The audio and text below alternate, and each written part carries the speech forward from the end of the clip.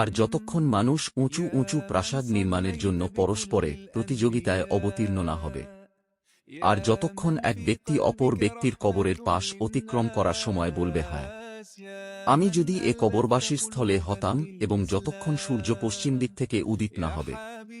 যখন সূর্য পশ্চিম দিক থেকে উঠবে এবং সকল লোক তা দেখবে, এবং সেদিন সবাই ঈমান আনবে, কিন্তু সেদিন তার ঈমান কাজে আসবে না যে এর আগে ঈমান আনেনি, কিংবা ইতপূর্বে যারা ঈমান আনেনি কিংবা ঈমানের মাধ্যমে কল্যাণ অর্জন করেনি।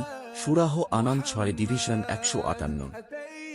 আর অবশ্যই কিয়ামাত এমন অবস্থায় কায়েম হবে যে দুর্বৃত্তি পরস্পরে বেচাকেনার উদ্দেশ্যে কাপড় খুলবে, কিন্তু তারা বেচাকেনা ও গুটিয়ে রাখা শেষ করতে পারবে না।